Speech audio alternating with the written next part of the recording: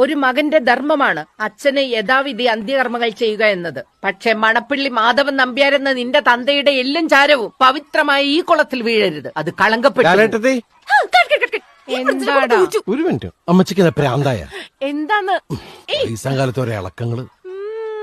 അസൂയ സൂയിക്കണില്ലല്ലേ?